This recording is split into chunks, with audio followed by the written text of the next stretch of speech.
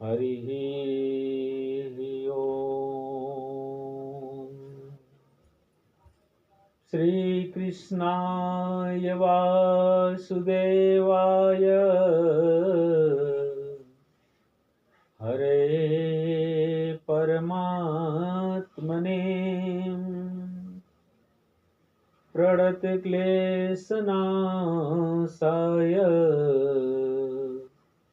गोविन्दाय नमो नमः।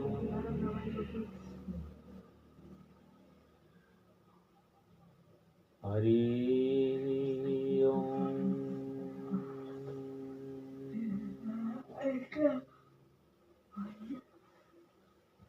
यस्यांगे च विभाति भूधरसुता देवापगा मस्तके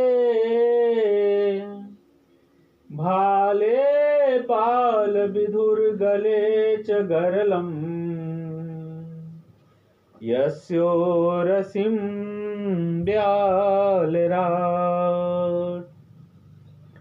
सोऽम्भूतिविभूषणः सुरवरः सर्वाधिपः सर्वदा सर्वः सर्वगतः शिवः शशिनिभः शङ्करः पातु माम् प्रसन्नताम्यानगताभिषेकतस्था न मम्ले वनवास दुःखतः मुखाम्बुजः श्रीरघुनन्दनस्य मे सदास्तु सामञ्जुलमङ्गलप्रदाम् नीलाम्बुजगश्यामलकोमलाङ्गम् सीता समारोपितवामभागम् प्राणो महासायकचारुचापम् नमामि रामं रघुवंशनाथम्।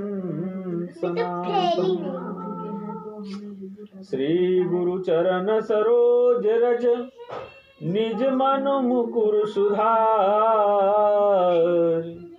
बरनहु रघुवर विमल जसु जो दायकु फलचार।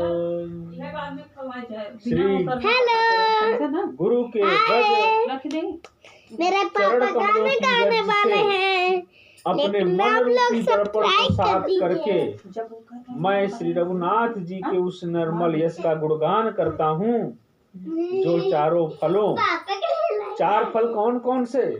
धर्म अर्थ काम मोक्ष को देने वाले हैं।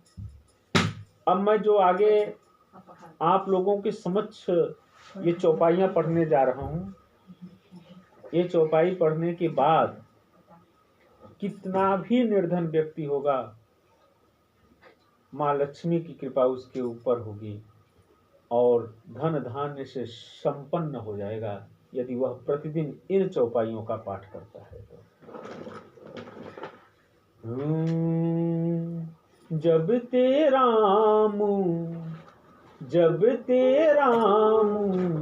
ब्याही घर आए नित नव मंगल मूड बधाए भुवन चारी दस भूधर भारी सुकृति में घबर सही सुखवारी रिद्धि सिद्धि संपत्ति नदी सुहाई उमगी अवध अम्बुद कहूँ आई मणिगण पुर नर नारी सुजाति सुचि अमूल सुंदर सब भांति कहीं न जाई कछु नगर विभूति जनुयतनी अभी रंच कर तूती सब विधि सब पूरा लोग सुखारी, रामचंद्र मुख चंदु निहारी। मुदित मातु सब सखी सहेली, फलित बिलोकी मनोरथ बेली। राम रूप गुण शील सुभाऊ, प्रमुदित होई देखि सुनि राऊ। जब ते राम ब्याही घर आए, जब से श्री रामचंद्र जी विवाह करके घर आए हैं, नित नव मंगल मोद बधाए। तब से अयोध्या में नित्य नए मंगल हो रहे हैं और भुवन चारि दस भूधर भारी, और आनंद के बधावे बज रहे हैं। श्रुति मेघ बरसहि सुख बारी, 14 लोक रूपी बड़े भारी पर्वतों पर पुण्य रूपी मेघ सुख रूपी जल बरसा रहे हैं।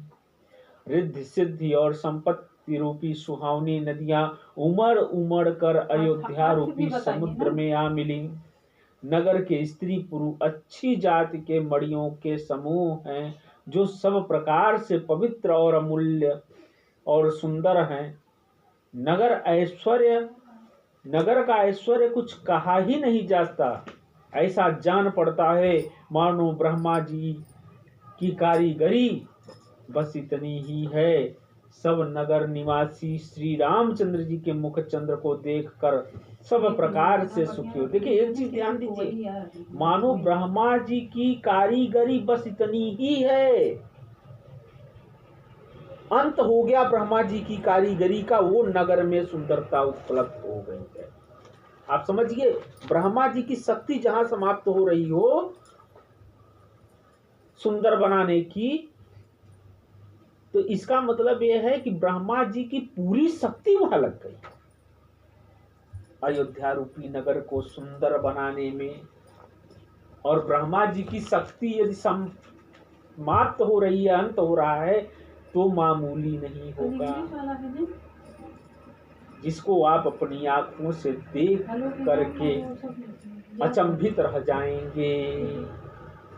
मुदित मातु सब सखी सहेली, सब माताएं और सखी सहेलियां अपने मनोरथ रूपी बेल को की फली को देखकर आनंदित हो रहे। फलित बिलोकी मनोरथ बेली, राम रूप गुणशील सुभाऊ।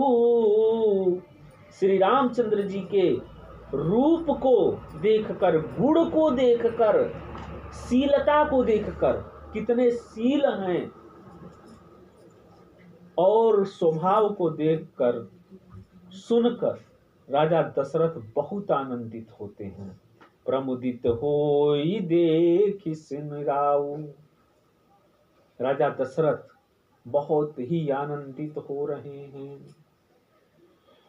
सबके उर अभिलाषु अस, कहीं मनाई महेशु। आप अक्षत जुबराज पद, राम ही देव नरेशु।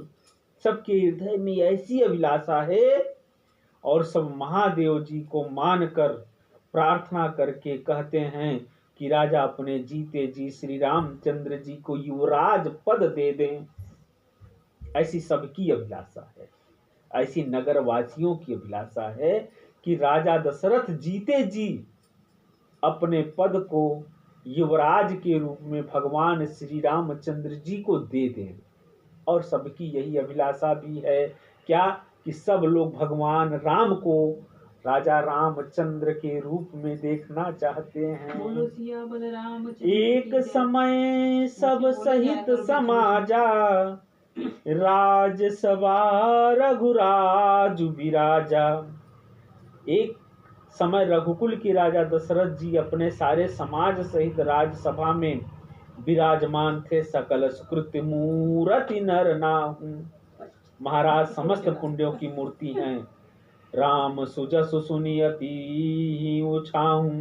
उन्हें रामचंद्र जी का सुंदर यश सुनकर अत्यंत आनंद हो रहा है। कौन पिता आनंदित नहीं होगा? हो यहाँ दुनिया बताइया ऐसा कौन पिता है जो अपने पुत्र की बड़ाई को देख करके आनंदित नहीं होता।